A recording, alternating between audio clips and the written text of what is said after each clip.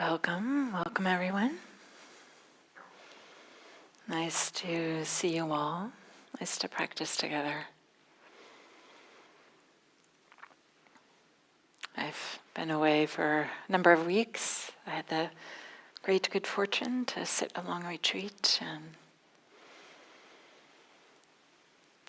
I don't know, so here I am now. I felt like, well, maybe I should say something like profound about the retreat, but nothing's arising, so.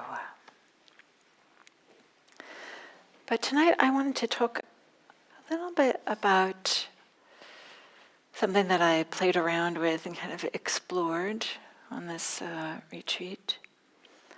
But I'd like to start here with this idea that it's very common when most retreats, like if it's a week-long retreat or something, that there's a standard formula of the instructions that are given in the morning. And one of those instructions is mindfulness of thoughts. This idea of, if we that's part of the human experience, and we can bring mindfulness to everything, so let's bring mindfulness to thoughts. And so there's a few ways that this instruction is given. The first is to notice what is the experience of thinking. So, our thoughts, is it something like images that you see? Or are it sounds that you hear? Like, is it a voice? Or like, what is the experience? Completely independent of the content. Like, what is it just like to think? And putting our awareness on that, on like the form or the experience, helps us to not get lost so much in the thoughts. And then if we recognize that the thoughts are really persistent and just are compelling, and we're just finding ourselves completely lost in thought, to maybe have a little inquiry. Well, what is there an emotion under here that's fueling this thought? Like what's giving the quality of these thoughts to be so compelling that we find ourselves lost in them? And maybe we might even give the instruction, well, notice if there's a particular theme. Not the exact content, but a theme. A lot of planning. I'll just say I had no idea what a planner I was. I didn't consider myself a planner until I started meditation practice. Wowee! I do a lot of planning. It's quite something.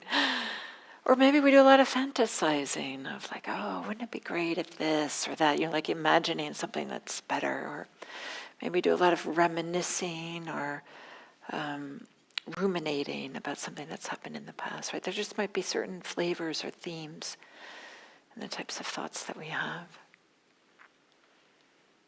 And part of the reason why we give this instruction to have mindfulness of thoughts is this recognition that whatever is happening in our experience, whether it's a thought or a bodily experience, sounds, whatever it might be, there's a way if we kind of honor or respect that it's here, then there's a way and that we kind of brings us into the present moment, brings us into our experience. So kind of recognizing, oh, it's here, it's actually happening right now. There's a way that this tuning into presence can just be a gateway to our direct experience. And direct experience is a gateway towards greater freedom. And I want to talk a little bit more about that. But maybe I'll start with, with mindfulness of thoughts, but what are thoughts? What are they? Have you ever thought about this?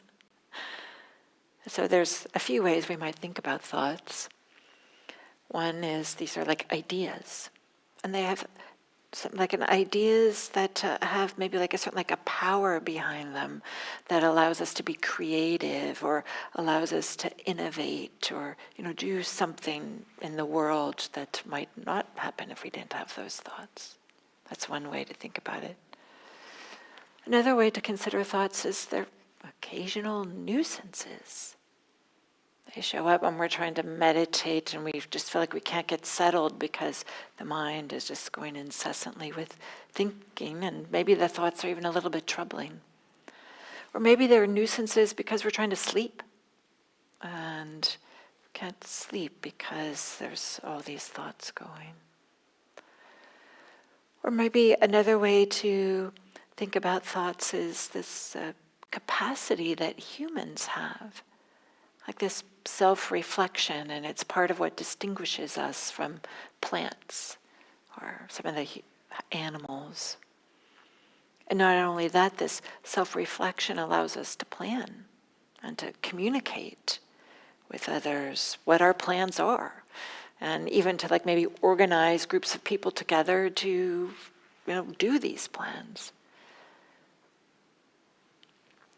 Or maybe we can take like a scientific approach and say, well, thoughts are just these neurochemical processes that involve a lot of neurons in some organized fashion or something like this. There's a number of different ways we might think about thoughts, but I think for like our purposes, for this idea of this wanting to have this movement towards greater freedom, greater ease, greater peace in our lives, one way we can think about thoughts is if you can write it down, it's a thought. Just this, right? If there's a sentence that you can make out of it, it's a thought. And there's something about that kind of like simplifies it. For me, I've kind of like find this happy, or I'm sorry, like it. There's a way that kind of like takes the power out of them or the mystery out of them in some kind of way. Oh yeah, I can write this down. It's a thought. And over New Year's, I did thinking about, okay, so is there, like some reflection I want to do to start the new year? That's kind of a tradition, right? We often do. I was with some other people, and my what I wanted to offer was, or what is something that I'm working with this year. This idea, they're just thoughts. They're just thoughts, and there's a way of kind of recognizing, that thoughts come and thoughts go. They are powerful, but they don't have to be.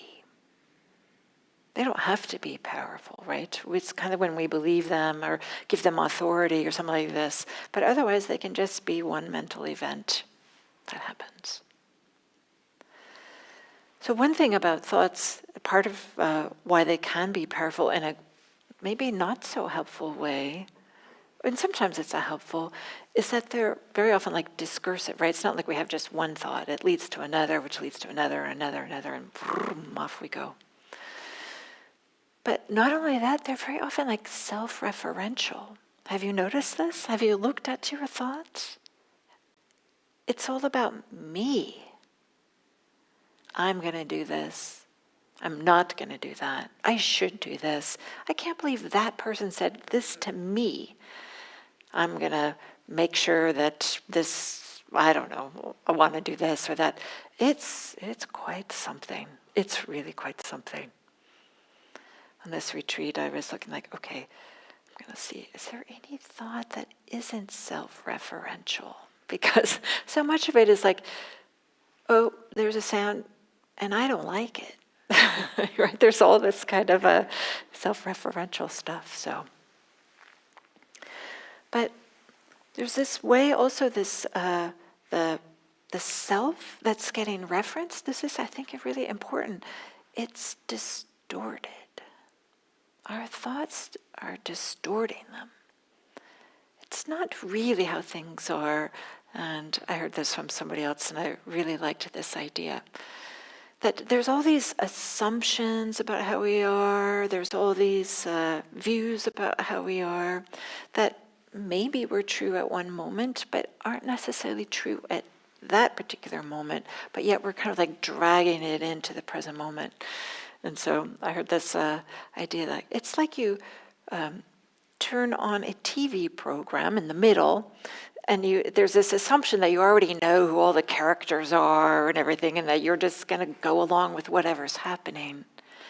But this pointing to the direct experience reminds us that, well, maybe that me that's getting referenced isn't quite accurate, isn't really what's happening at that moment. That's something, as I said, it's kind of getting dragged from the past.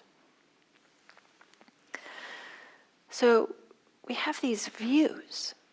We have these views about what it means to be a person in general, as well as what does it mean to be this particular person, one that we take ourselves to be. And so these views are thoughts too. Of course they are, right? And often we could also use this word beliefs. And we might say, okay, well, a belief, a view, are these the same? For the purposes of what I'm going to talk about tonight, I'd like to say that they are the same. And so what is a belief? What is a view? One definition could be an acceptance that a statement is true or that something exists. And we could see how that relates to this sense of self. We have this sense of, oh, of course, there's this me that has to be protected and bolstered and enhanced and, all these types of things. But a belief is a thought and a view, but what makes it maybe different than what we would say just a regular thought is that it's partially hidden. It's not so obvious to us. It's something that's like operating a little bit underneath the radar. Maybe I'll distinguish beliefs and views from opinions, because opinions have like a solution they're offering. Like, okay, here's a solution to a problem. That's an opinion. Whereas a belief or a view is more just like a statement that this is true or this exists or something like that. So I'll make that distinction. And so we might also say that views are this mental events that happen, cognitive activity, type of thoughts that aren't quite seen. And when we see it in ourselves, these are, based on our experience and based on facts. Of course we have these views. Of course we have these beliefs. When we see them in others, we see them as unproven and rigid and narrow and, they're just conditioned by their experience or idiosyncratic or maybe even a little bit weird or something. So it's very interesting, right, how we hold ours as, of course, this is the way it is. But when we see other people's views, we tend to discount them, but not our own. And that's so much about what practice is about, is to help see some of these views that are influencing us in so many ways, and we're not even aware of it. Of course, right, that views show up in the way we behave, what we think is valuable, what isn't valuable, or what's worthwhile, what's helpful, what isn't helpful, right? All these things are based on views, beliefs. And so one thing is interesting that maybe we don't really notice is that our view about views, our beliefs about beliefs. Because I'll offer that I also heard this from somebody else, is that the quantity and intensity that we hold our beliefs, how many we have and how hard we're holding on, inversely proportional to the amount of freedom we have. But we might be thinking like, no, I have to hold on to these. It helps make me safe and helps me orient to the world, have this view that has to be quiet in order to meditate, or even the view that I have to meditate a lot in order to have greater freedom or greater ease.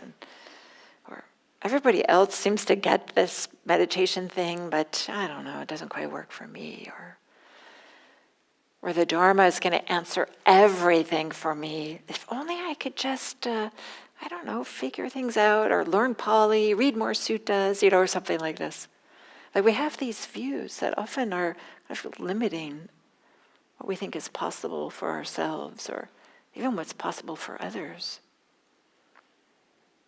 It makes sense that we have them, of course we do. But what's being pointed to is, can we hold them lightly with open hands instead of, grabbing onto them? Maybe some other views we might have that show up in some of the ways we practice, and I know I certainly had this view. I think this used to be a commercial, I'm not sure, but this expression, no pain, no gain, that the more suffering, the better, right? I don't know, the things that I put myself through, thinking that I had to, with meditation practice or a long retreat practice or things that just was painful, just swimming in the dukkha, just kind of like thinking that, I have to figure this out, and just rehashing the most painful things, like during some of these meditation sessions. Some of that comes up and it's unavoidable, but there was a way that I kind of had this view of I deserve to suffer a little bit, or that I had to get to the bottom of it, and the only way I could get to the bottom of it is to think about it incessantly, and then recognizing that actually there is no bottom. As long as you're thinking about it, right, there is no bottom. So maybe this idea of no pain, no gain. And I do want to, acknowledge that there certainly is uncomfortableness in practice. Physical discomfort, learning to meditate. But there's also the discomfort of so much about practices, like we gain some greater understanding about ourselves, about the world, and it's not always what we wish, right? I wanted to, like this idea that, I'm such a planner, to have I was like so disappointed in myself. I felt like, Diana, I thought, you could be more in the moment or something like that, but I wasn't in the moment. Beginning of my meditation practice, absolutely not. And I felt embarrassed about it, and felt like it was this deep secret I didn't want to share with anybody.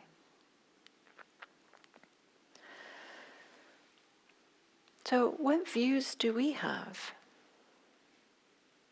And importantly, what is our relationship to them? Are we attached to our ideas? Or do we hold them lightly? And often we don't know this until they get challenged, until we meet somebody who has a different view, or we find that we feel like there's some resistance or reluctance to do something, that just doesn't seem right. Maybe we can't even quite put our finger on why it doesn't seem right. But some views about views we might have are having strong beliefs makes me a strong person. There might be a way in which, that might be in there. This idea that, I have to hold on, because if I don't have strong beliefs, I will be easily fooled. People will take advantage of me. But there's also this way, right, in which we are, whatever we're really holding on to limits us.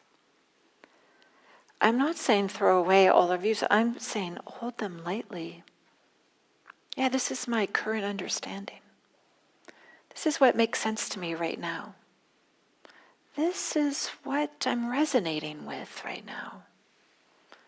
Instead of this is the truth. Or, this is my current hypothesis. I'm trained as a scientist, right? I love that kind of thing, right? Or maybe we have this belief a person is defined by their beliefs, defined by their views, and I want to be defined this way, so I'm going to hold really tightly to these views. Or another one that where not only people are defined, but what tribe they belong to is by what their beliefs are. And so I have to hold on to these beliefs and views because I want to belong to this community. Again, there's nothing wrong with sharing beliefs with other people. It's just, can we hold them lightly? Instead of this divisiveness. Because as I said earlier, that's the number of beliefs and how strong we are holding on to them limits us. Limits our freedom because, again, there's so many of these unseen views that are influencing us, influencing our behavior. These unseen views are the reason why sometimes we do self-defeating behaviors, things that don't serve us. It's because there's a view underneath there. There's a belief that we don't know or aren't, that we're still believing in some kind of way. So, how can we see some of these beliefs or some of these views? How can we see the unseen? This is part of what practice is about. Part of it was what I opened with was this idea of noticing our thoughts. But, some of our thoughts are on the surface and easy, and some of them are not so easy. So one way, or maybe I should say noticing thoughts isn't the only way to work with thoughts. It's often what we're teaching. It's often what, if we teach Introduction to Meditation or on our meditation retreat, it's what we're teaching. But there's other ways. And so, but before we examine or explore some of these other ways, part of it is that we have to notice that we have to put down some of the views we have about what does it mean to do Buddhist practice? What does it mean to meditate? Because we might have this idea that, well, the mind should be completely devoid of any thinking. That's what real meditation is. And I don't know, have you tried it? Right? With some real concentration, the thoughts really do get quiet. And I'll talk about that in a moment.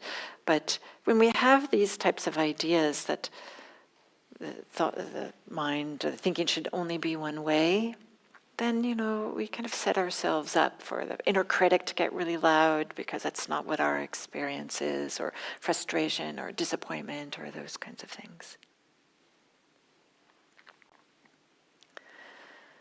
But for some of us, the idea of maybe using the mind during meditation doesn't feel quite right. And maybe it feels like that's a little bit of a shift that we feel uncomfortable with, because often the teaching is that we're just noticing thoughts. And this is great. This is really powerful. But maybe I'd like to offer, maybe there's something that we can do besides just noticing that can really support us with this. But before I talk about that, I also want to notice that sometimes we might have views that, well, a good meditation is when we have this experience of not knowing. Maybe where there's this hang out in this maybe vague, fluffy, cottony space that feels comforting. Maybe for us that's what we have, this idea about what meditation is, and this idea that we should do anything else doesn't feel comfortable. Or maybe we have a view that we have to actually figure things out, and that's what meditation is about. You sit down and find the answers to whatever needs answers.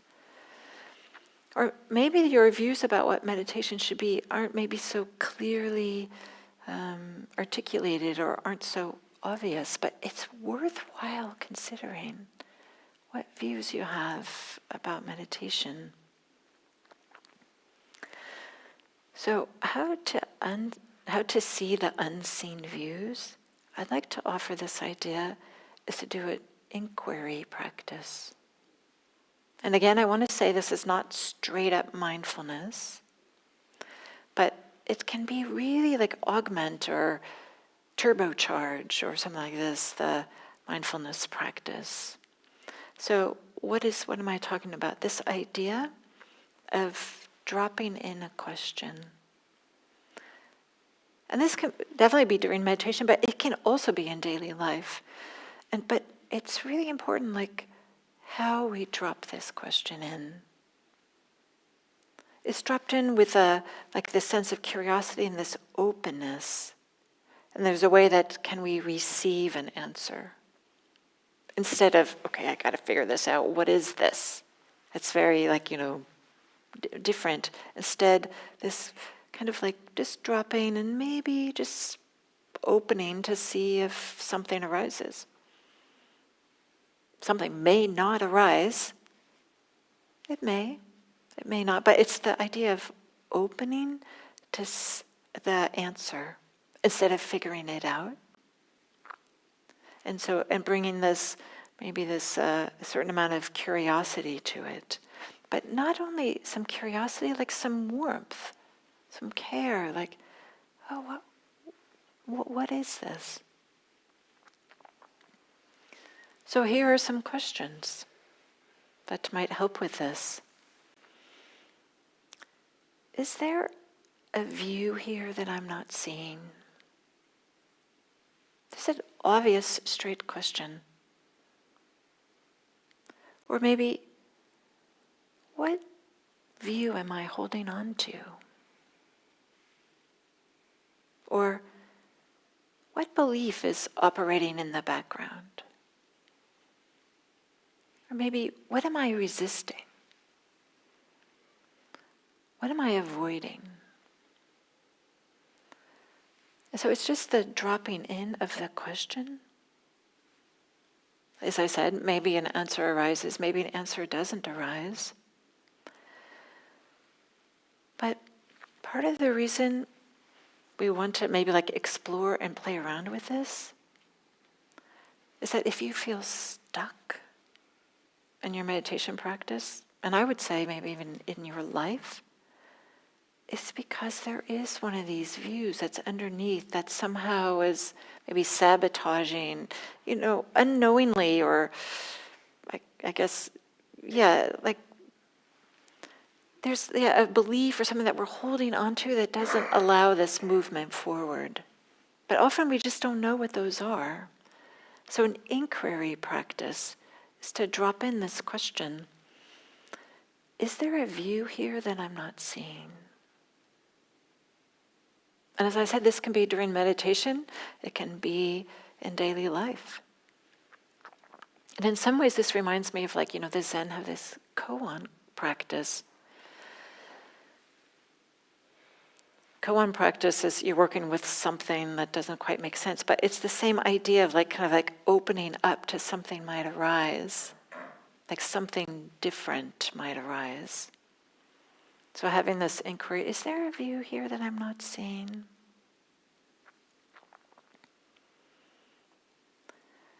What am I holding on to? What belief am I holding on to? And there's often a reason why they're not seen. It's because they're uncomfortable, or they're protecting us from something that's uncomfortable. So if you start to feel squirmy, restlessness, this is a good sign. This means that you're in the right territory. If you start to feel like, whoa, I don't want to do this, and you get up from your meditation or something, this is an indicator that you're in the area where maybe something new, which isn't always pleasant, is in the neighborhood, maybe about to arise. So if we're always staying in what's comfortable, we'll always stay in what's comfortable. So how to see the unseen? One is to do an inquiry practice.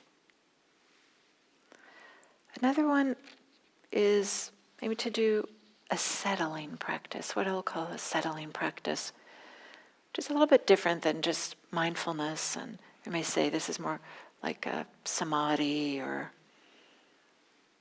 yeah, I'll just use that word samadhi for those of you who know, kind of like a gathering, collecting, settling. And maybe I'll end with this beautiful simile about settling that the Buddha offers in the Samyukta Agama. And it goes like this. It goes like this. It is just as someone who is panning for gold. You know, panning for gold. I've done this. You go up to the foothills here, and you get a little pan and water and dirt and try to find some gold, right? It is just as someone who is panning for gold and who places a hoard of sand and earth into a trough and then rinses it with water, so that the large pieces emerge and the contamination by solid stones and hard chunks flows away with the water. So he's just describing, putting some mud in there. This is what I'm imagining the miners did here and the 49ers did here in California. Yet there remains sand that is interspersed among the gold. And by rinsing it again with water, the sand flows out with the water, and after this, the gold becomes visible.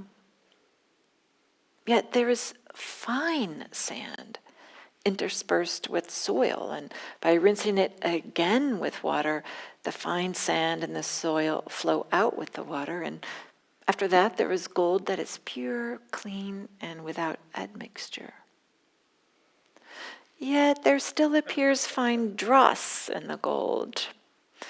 And I had to look this up. What is dross? And I can't imagine having to translate this word from Pali to English, so kudos to some of these early translators. So dross is the residue that's left on the surface of a molten metal. I didn't know this. So then you get the gold away from all the dirt, but still there's this dross on it. So then it goes from the person who is panning for gold to the goldsmith. And then the simile continues. After a goldsmith places the gold into the furnace, heats it up, beating it and blowing on it until it melts in order to remove the dross and the contamination. But because the gold that is visible is not light, not soft, does not send forth brilliance, and would break if it were bent or straightened, the goldsmith places it again into the furnace, heats it up, beats on it, blows it, turns it around, casts it. And then after that, the gold is light, soft, and brilliant, and it will not break if bent or straightened.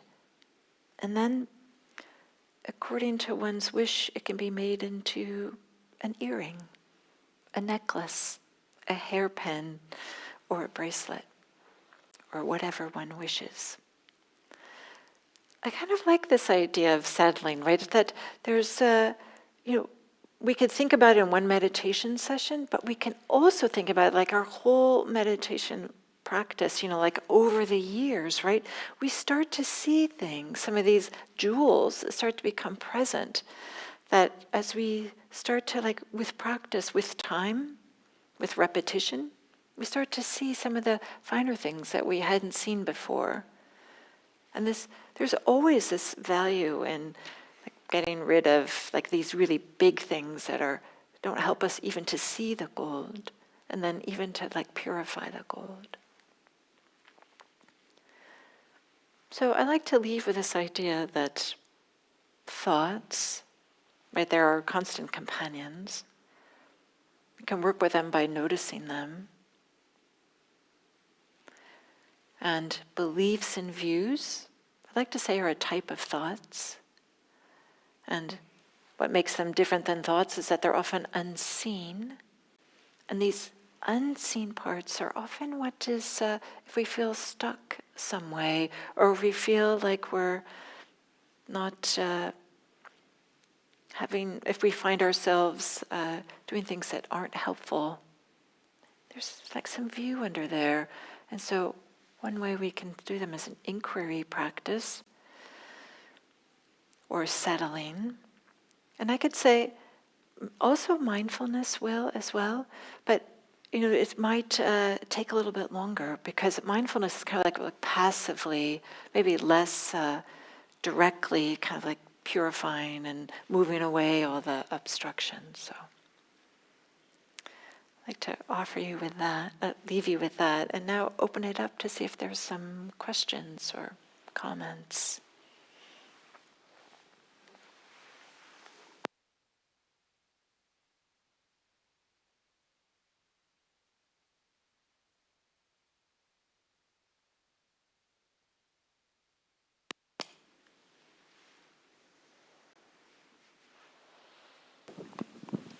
This was a really interesting topic, and I was kind of curious as to, have you heard people say how they view their thoughts? Because I know for me, it's usually like pictures of action.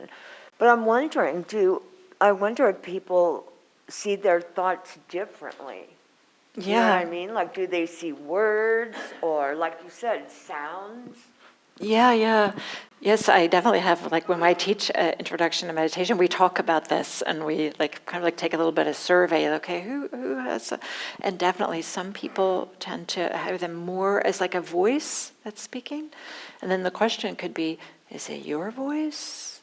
Is it like a parent voice? What's the tone? Is it warm or is it, kind of harsh or something like that? As well as like little mini movies that can be seen. And then the question we could ask is it really clear and high definition, or is it kind of sepia, brown and not so clear? And then another question we could ask is, well, or maybe there's types of thoughts that are images and types that are sounds. So this could be a great way to kind of shift our relationship to thoughts, because otherwise we just tend to believe all of them and think they're authoritative and get lost in them. But to have this curiosity, this exploration, helps us to maybe shift our experience or shift our relationship to thoughts, I would say. Yeah, because I know for myself. Do you want to use the microphone? I know for myself, my thoughts are always telling me to do, because that's how it's brought up, right? You keep going, you have goals, and you do. But I'm wondering if people have kind of, and it's not like an unkind voice in my head, but I would like it to change, not always having to be so productive. Yeah, to be a little nicer, right? Yeah. Yeah. So I really appreciate this topic a lot. Yeah, great, thank you.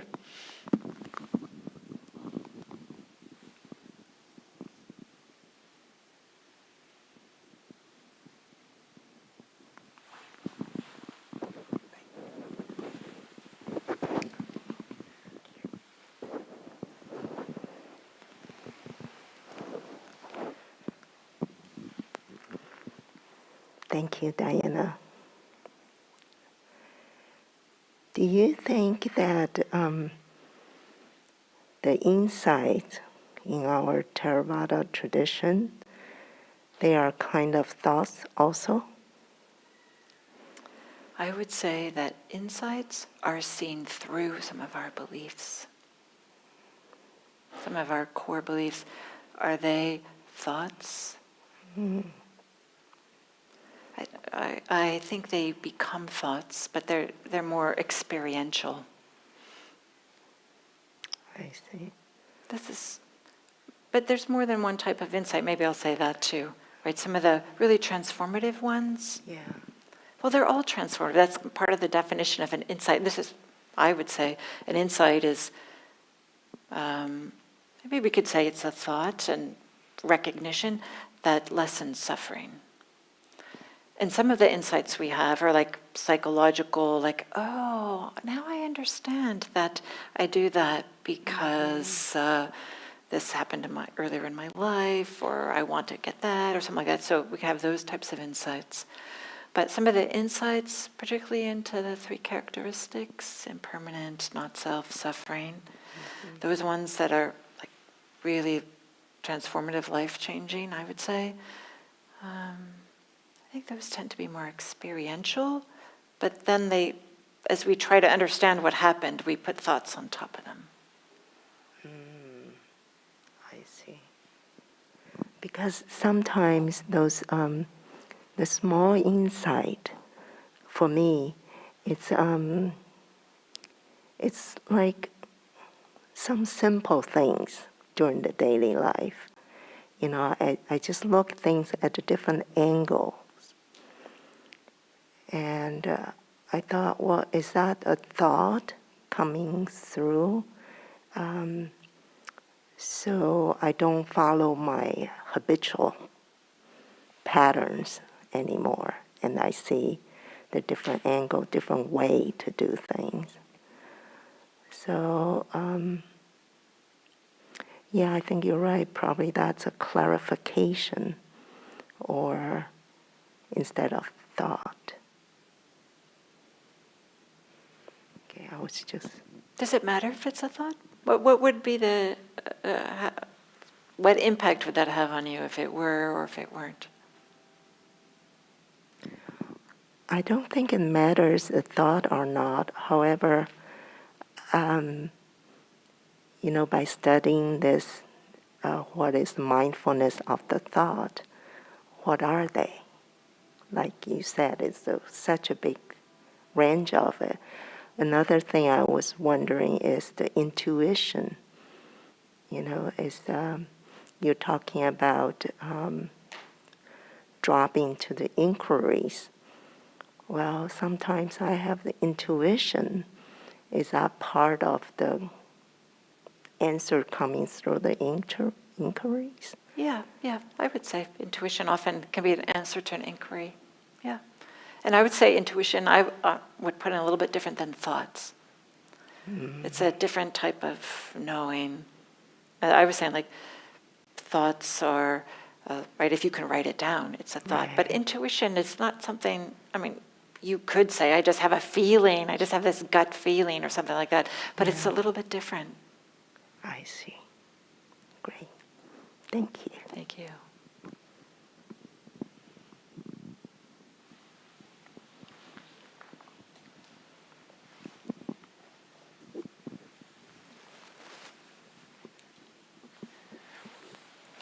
So I have a question for you. And it doesn't need to be answered if you don't want, but I was really intrigued by your notion of getting into this place of being uncomfortable. I'm curious, because I've been in some groups, and there's a phrase that I've heard so much in the last 10 or 20 years of, I'm not comfortable with that. And so do you think there's some beneficial and non-beneficial uncomfortable? Absolutely, I would say. But it's different when you're in groups or not, I would say. With oneself, if you start to feel a little bit uncomfortable and you feel stuck, and then you're doing some inquiry and you start to feel uncomfortable, that's a good sign. That means that you're getting close to something that's is causing the stuckness you don't want to see or don't want to know or something like this. And it's... there's resistance to knowing it or seeing it or something, and that's why there's stuckness. But I think, interpersonally, I don't know. I guess we kind of have to, depends on the relationships and stuff like that, I would say. Yeah, because so maybe a view that I have is that I think there's sometimes that if a group gets into that uncomfortable area, there may also be something to learn. Oh, yeah. You know what I mean? It's kind of like a group can really avoid, like, don't go there, that sort of thing. So that's what's been going on for me. So that's what I resonated with. Yeah, thank you for saying that. Maybe I'll just offer this, something that I learned like a long time ago. Maybe all of you guys have heard this too, but I use this in groups. There's like these three phases: forming, storming, norming. Maybe you've heard this, right? And so this storming part is like when it's uncomfortable, and just recognize, oh, that's just part of what it means to be in a group. But then you get to the other side of it, and there's greater intimacy and understanding and stuff. So maybe that's what you're pointing to. Yeah. Thank you, Jim. Okay, so we're at the top of the hour. I want to thank you for your kind attention and for your practice. You're welcome to come up and talk to me if you'd like afterwards, but otherwise I wish you a lovely rest of the evening. Thank you.